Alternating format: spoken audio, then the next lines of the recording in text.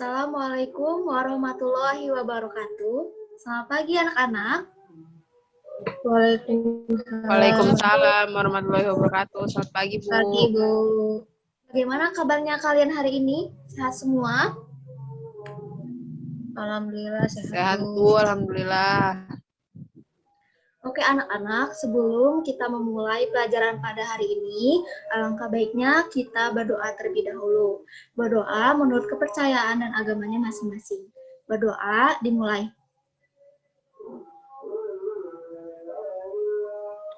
Berdoa selesai. Alhamdulillah, kita sudah berdoa dan sekarang Ibu minta kepada murid yang sudah hadir, tolong kasih tahu teman-temannya ya untuk segera hadir. Dan jangan lupa nanti isi link absennya. Nanti Ibu akan share absennya di Google Classroom ya. Pada minggu lalu kita sudah belajar mengenai kegiatan rapat telekonferensi. Nah, coba Ibu tanya kepada kalian, apa yang dimaksud dengan kegiatan rapat telekonferensi? Ada yang bisa jawab?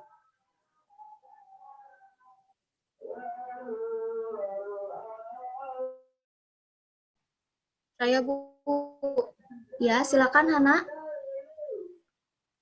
Rapat telekonferensi itu merupakan pertemuan antar anggota organisasi untuk merundingkan suatu permasalahan yang menyangkut kepentingan bersama.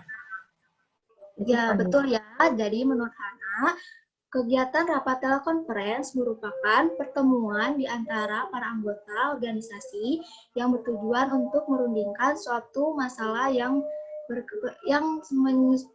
berkepentingan dan dengan anggotanya. Nah, setelah itu coba Ibu tanya lagi kepada kalian. Apa saja macam-macam dari kegiatan rapat telekonferensi? Ada yang bisa jawab? Saya, Bu. Ya, silakan Hamidah. Macam-macam rapat telekonferensi itu ada rapat formal, rapat informal, Ya, terus? rapat tertutup, dan rapat terbuka. Ya, betul ya. Berarti Hamidah mengingat pelajaran pada minggu lalu. Nah, kalau pada minggu lalu kita sudah belajar mengenai rapat telekonferensi dan menyebutkan macam-macamnya. Nah, pada hari ini kita akan belajar mengenai pengolahan informasi melalui weblog. Nah, sekarang Ibu akan share materinya.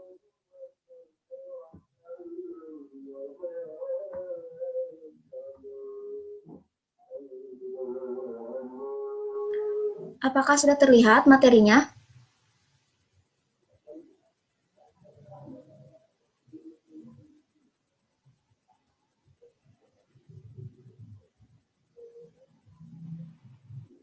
Belum, Bu.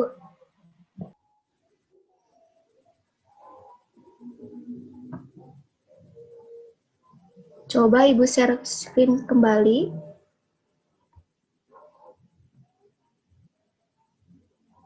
Apa sudah terlihat sekarang? Sudah, Bu. Ibu mulai ya.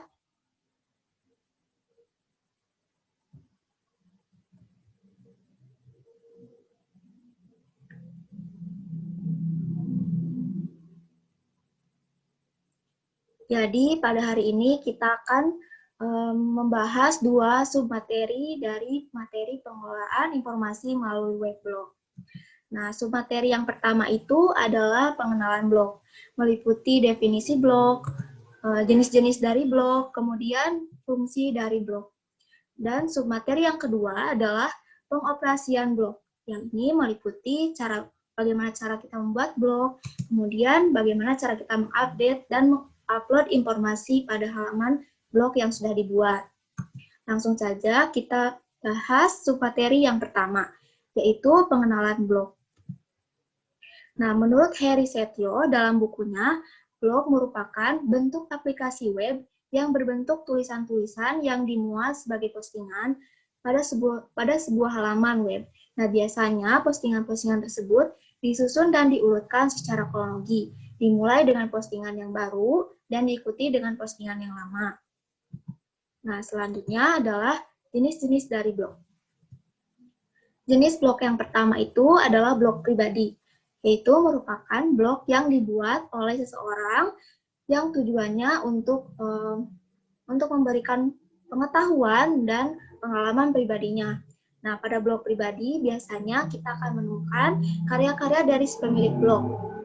Nah, karya-karya tersebut biasanya berupa puisi, catatan lagu, catatan-catatan kehidupan, lagu-lagu, ataupun ide-ide, bahkan yang lain sebagainya. Nah, jenis blog yang kedua adalah blog bertopik. Blog bertopik ini merupakan blog yang memiliki topik khusus di dalamnya. Misalnya, blog yang membahas satu topik khusus, yaitu misalnya kesehatan. Jadi, blog tersebut hanya membahas mengenai kesehatan saja. Yang ketiga itu adalah blog virus. Nah, blog virus ini biasa disebut sebagai blog pengganggu, karena si pemilik blog ini dengan sengaja memasang virusnya pada blog yang telah dibuatnya dengan tujuan agar si pembaca atau pengunjung dapat terkena virus dari blognya. Nah, blog yang keempat adalah blog promosi. Nah, blog promosi ini biasanya dibuat oleh seseorang atau perusahaan yang memiliki produk yang dijual secara online. Nah, perusahaan yang memanfaatkan blog promosi ini biasanya memasang iklan gratis tentang produk atau layanan yang tersedia dari perusahaannya. Yang selanjutnya itu adalah fungsi dari blog. Fungsi yang pertama adalah media satu arah. Nah, fungsi ini maksudnya blogger atau si pemilik blog hanya menyampaikan pengalaman pribadinya tanpa perlu dikomentari oleh orang lain. Jadi dalam kata lain, pembaca atau pengunjung tidak dapat meninggalkan komentarnya pada postingan yang telah dibuat oleh si pemilik blog. Yang selanjutnya adalah fungsi blog yang kedua, yaitu media dua arah. Fungsi ini sama saja seperti fungsi yang pertama, namun yang membedakannya itu hanyalah blogger atau si pemilik blog ini memberikan kesempatan kepada pembacanya untuk memberikan komentar terhadap tulisannya. Dengan demikian akan terjalin suatu komunikasi antara pembaca dan juga si pemilik blog. Nah, sampai di sini apakah sudah bisa dipahami? Paham, Bu. Ya, Ibu lanjut ya. Submateri yang kedua yaitu pengoperasian dari blog. Nah, di sini Ibu akan menjelaskan bagaimana cara-cara untuk membuat halaman blog baru. Langkah yang pertama itu kita perlu mengakses halamat dari situs web blogger. Kalian bisa melakukannya dengan mengetikkan alamat situs web di kolom pencarian. Nah, langkah yang kedua yaitu kalian memasukkan akun Gmail beserta passwordnya di kolom yang sudah tersedia. Cara yang selanjutnya yaitu kalian tinggal mengklik Create New untuk membuat halaman blog baru. Nah, setelah itu kalian isi kolom-kolom yang sudah tersedia. Nah, untuk kolom title atau kolom judul, kalian isi dengan judul yang akan dikembangkan pada halaman blog kalian. Yang kedua itu ada kolom alamat atau address. Kalian bisa isi dengan alamat yang akan digunakan pada blog yang nantinya kalian akan buat. Setelah itu, kalian bisa memilih template atau tema yang sudah tersedia. Namun apabila kalian tidak menyukai dari tema yang sudah tersedia, kalian bisa mengeditnya melalui menu edit template. Nah, langkah yang terakhir yaitu adalah dengan mengklik Create Blog untuk membuat halaman blog baru. Nah, yang selanjutnya adalah update dan upload informasi pada blog.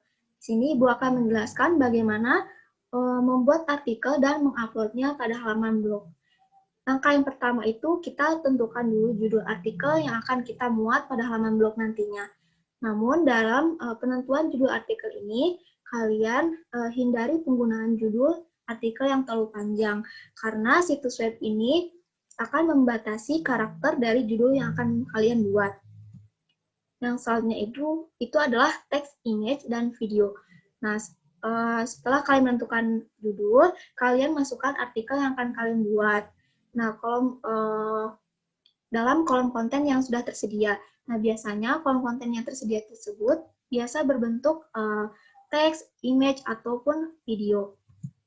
Yang selanjutnya itu adalah format teks. Nah, format teks ini merupakan fasilitas yang tersedia pada halaman blog. Jadi, artikel yang kalian sudah masukkan itu, kalian bisa mengubahnya dengan memanfaatkan fasilitas format teks. Kalian juga bisa menambahkan link pada kolom artikel. Yang selanjutnya itu adalah label. Label ini digunakan untuk memilah-milah artikel yang nantinya akan difungsikan dan dikategorikan pada halaman blog kalian. Langkah yang selanjutnya itu adalah penjadwalan posting. Nah, penjadwalan posting ini merupakan fitur untuk menjadwalkan kapan artikel akan dipublikasikan. Yang selanjutnya itu, langkah yang terakhir adalah mempublikasikan artikel yang telah kalian buat dengan cara menekan tombol publikasikan. Maka artikel yang kalian buat itu akan secara otomatis termuat pada halaman blog. Nah, di sini Ibu telah menyiapkan sebuah permainan kecil untuk mengasah kalian sejauh mana kalian memahami materi yang telah Ibu ajarkan. Nama permainannya itu adalah Let's Play Arrange the Puzzle. Permainannya itu cukup mudah, kalian hanya menyesuaikan warna kotak dengan abjad yang sudah tertera. Coba untuk kotak yang merah, sesuai dengan abjad yang mana?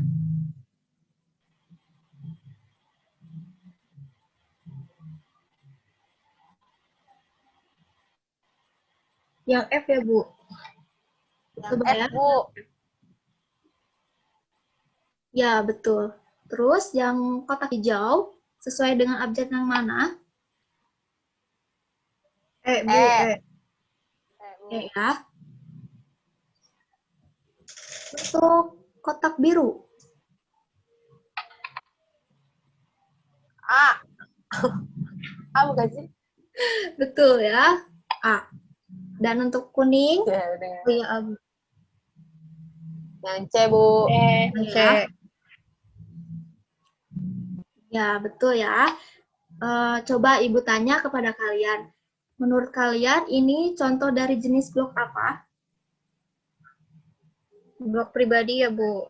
Blog pribadi. Ya, betul ya. Berarti kalian memahami apa yang telah Ibu paparkan materi pada hari ini. Oke, sampai di sini. Sebelum Ibu menutup pembelajarannya, Ibu akan menyimpulkan pembelajaran dari pada hari ini. Jadi, blog itu merupakan bentuk aplikasi web yang berbentuk tulisan-tulisan yang dimuat sebagai postingan pada sebuah halaman web, biasanya disusun dan diurutkan secara kronologis. Nah, web ini memiliki fungsi-fungsi. Fungsinya itu yang pertama adalah media satu arah, yang kedua adalah media dua arah. Nah, blog ini juga memiliki jenis-jenis.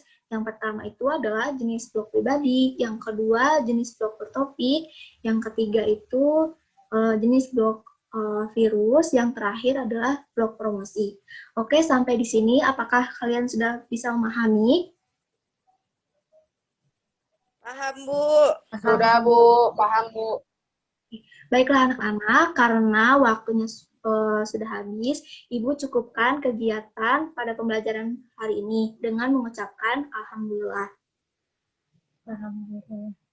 Untuk tugasnya nanti Ibu share di Google Classroom ya. Jangan lupa kerjakan tugasnya, dan jangan lupa juga kalian pelajari materi untuk pertemuan berikutnya ya. Terima kasih. Wassalamualaikum warahmatullahi wabarakatuh. Waalaikumsalam warahmatullahi wabarakatuh. Terima kasih, Bu. Ya, sama-sama.